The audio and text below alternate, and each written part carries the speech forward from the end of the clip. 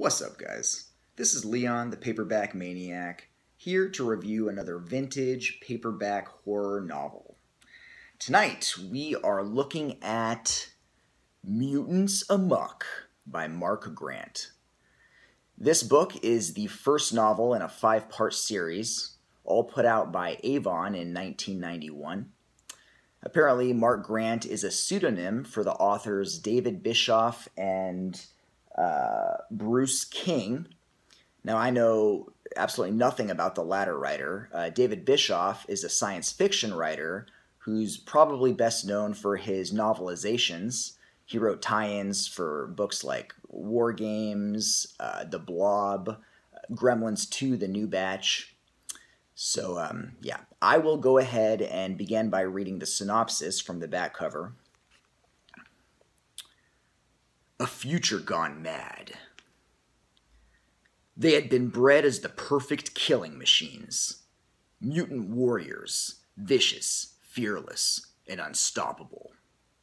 Genetically designed soldiers created to triumph on the battlefields of the 21st century. But something has gone wrong. Horribly wrong. The mutant servants have revolted. The earth has caught fire, and the flames are fed by the blood of the one-time masters. Now, a small band of human rebels is the last hope of the besieged planet. Courageous guerrilla fighters, they must prevent the unthinkable, the ultimate nightmare, the total annihilation of humankind. So, imagine the goriest, most violent Saturday morning cartoon from the late 80s/early 90s that never existed, and that's basically what you have here with Mutants Amok. So, the story revolves around our hero, our main hero, Max Turkle. He's a freedom fighter for the underground Human Liberation Front who leads an attack force against the mutants, or muties, who have risen up and enslaved humanity. So Max Turkle is your typical leading man type hero. He's perfect, basically. He's a master of martial arts, weaponry. He's got, waggish charm and a biting sense of humor. I myself pictured peak Kurt Russell as I was reading this. Think Jack Burton with an Uzi, and that's pretty much what the picture that is painted of Max Turkle. So the world in this novel is run by the Overlord, who's got a great name. The Overlord, known as His Supremacy, Overlord and Master of the Upper Americas, Emperor Ignatius Charlemagne VII. Now, this Overlord is a morbidly obese cyborg who is stationed in a subterranean chamber under a mountain in Colorado. And he's basically this humongous cybernetic organism that is connected to a mega computer, and he's got like these steel like cables connecting him to this computer, like quote unquote exposed nerves in a nice little detail the authors give us. And he's connected, to like, I guess, connect with telecommunication devices. And the novel says that quote, he looks like an immensely fat man being swallowed by a large metallic snake, unquote. He has, like a lot of the mutants, excess brain matter that's not confined to his skull, but is actually bulging all over his body and is clearly visible underneath the skin. And I swear, Krang from the Teenage Mutant Ninja Turtles would fit right in this novel's universe. And the Overlord has these things called technobots, these robots that have things called like servo motors and servo clamps, and their hands can change into pliers and rip out their victims' spines, and it's just great. So at the beginning of the novel, the Overlord is very upset and pissed off to find out from his brain general, Mordecai Torx the Fifth, or the 7th. No, Mordecai Torques the 5th. Brain Generals basically are mutants who have been specifically engineered for, military service. And this Brain General informs the Overlord that Max Turkle, the rebel, has raided an Air Force base and escaped. Obviously, the Overlord is very angry at this, and he basically tells Brain General Torques, he commands him to capture the rebel, Max Turkle, and bring him back to his underground fortress, dead or alive, by the end of the lunar cycle. Otherwise, the Brain General will suffer the same unfortunate fate as the Overlord's chiropractor, who recently had his spine ripped out by one of the Technobots. So the Brain General, Mordecai Torques, has to go and find this damn Max Turkle, this human rebel. Now, Max Turkle had raided an Air Force base and escaped in a single propeller plane, and he crashed into this forest somewhere, like Iowa or something. And he is found by a slave, a human farmer named, these names, I forget these names, Jack Bender. Jack Bender is this young guy, he's grew up on this compound. He doesn't really think of himself as a slave. He's kind of complacent, like a lot of us are, right? He doesn't mind necessarily. I mean, yeah, he knows that his life kind of sucks, but he's gotten used to it, So he rides like this seeding machine, and he spends his days out on the fields. But life isn't too bad for him. He's got a hot girlfriend who's obsessed with sex, and he's got a toilet to shit in. He's got, a TV. He gets fed regular meals. So he's kind of grown complacent to his life as a field worker, or, what is really in reality a slave, right? He finds Max Turkle's crashed plane, and he finds the wounded Max Turkle, and they immediately kind of hit it off. He basically takes Max Turkle and sort of nurses him to health. Max explains to him that he's this freedom fighter and he's fighting this war, tries to convince Jack that really this life he's living is no good, but Jack isn't really trying to hear it. But Jack's a good guy and wants to, help this human out. He takes him up to his tree fort.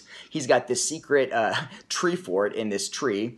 And just to give you an example of sort of the quippy one-liners and dialogue we get in this book, in the scene where he takes the wounded Max Turkle up to the tree, and he's trying to figure out how to get him up the tree to his tree fort, Max Turkle, the hero, says, quote, I wrote this down somewhere. He says, "You just bring one of your corn-fed girlfriends out here, buddy. You'll get me up." So just to give you an example of the kind of dialogue they have. So, so he nurses Max. I get their names confused. He nurses Max to help. And, and they also are working on his plane to try to get his plane fixed so that he can, rendezvous with the other, guerrilla fighters somewhere. And he tries to convince Jack Bender that really he should join the Rebel Alliance. Jack isn't hearing it. That is, until Jack's haughty girlfriend from the farm compound, this cute little girl named Jenny, gets kidnapped by the mutants and taken to their genetic research facility for some nefarious means. And at that point, Jack says, "Oh shit, I need to save my girlfriend," and Max decides, "Hey, you know what? Because you helped me out, before I leave, I will go with you to help you rescue your girlfriend from this compound." So that's basically the premise of this book. So yeah, this book is, it's a lot of just dumb testosterone-fueled fun. It's kind of a ridiculous book. As I said, it's basically like an uber-violent, uber-gory, I gotta say. Some of the scenes in this I think would make Paul Verhoeven blush. Super gory, just action-packed, Saturday morning cartoon for adults. So, you've got some cool, like the relationship between Jack and Max is charming.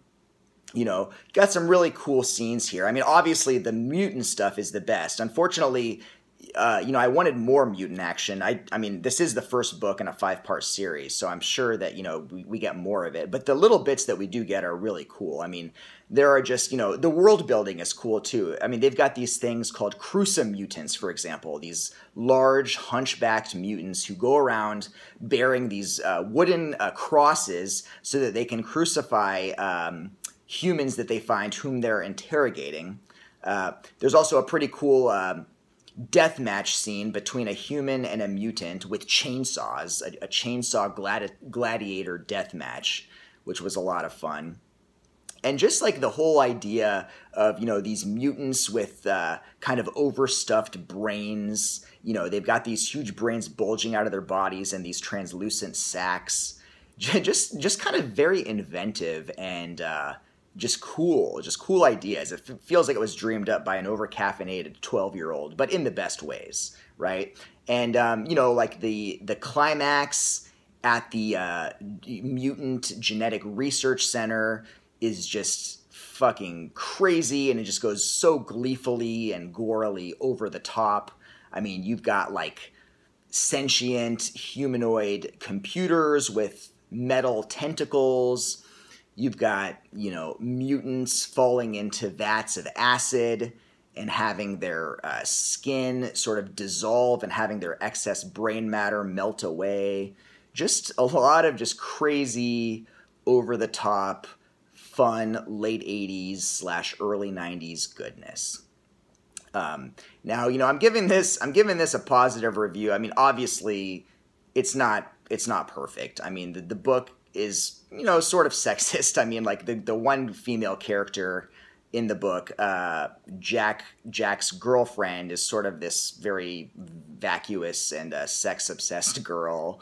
It's pretty jingoistic in the way that Max Turkle waxes poetic about, there used to be this nation called America, the land of the free, where people could do what they want. And, that's just, it's kind of funny, but just overall a good time, I was never bored, even though, as I said, there are parts, especially in the middle, where it kind of lingers on some gratuitous sex. There are some gratuitous sex scenes that sort of do slightly hamper the narrative flow and get in the way of like the story's momentum. But, this is the early 90s. I mean, come on. What do you expect? Of course there's going to be sex in it, cringeworthy sex.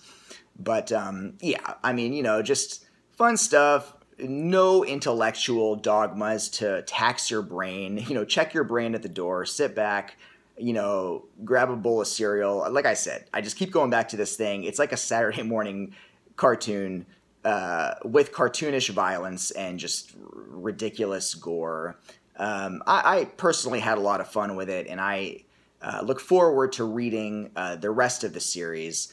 I'm not a binge reader, though, although it does end on a cliffhanger, and I am compelled almost to continue right away, especially at the end. It has like a short excerpt from the second novel. I definitely am excited to read the rest of the series, but I think I'm going to hold off. I've got other books I need to read, so I'm thinking maybe I'll read and review one of these every couple of months. And actually, if I do that, then I will hit the 5th novel, which is called Christmas Slaughter, and something I'm very excited about. Maybe I'll hit that by December. That sounds about right. But yeah, Mutants Amok does get my recommendation. Fun.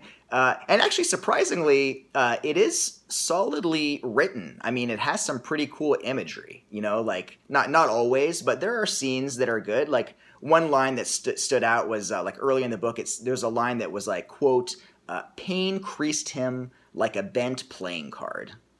I mean, that's a pretty cool simile, right? Like, you don't see authors trying that hard half the time with these kind of books. So, yeah, cool, cool imagery, fun setup, and, the characters are, stereotypical, archetypal, right out of Joseph Campbell, but they're likable. You like the friendship between Jack and Max. And yeah, it's just an endearing book. So I would recommend checking out this series, guys. I had fun with it, and I'm looking forward to continuing on with it.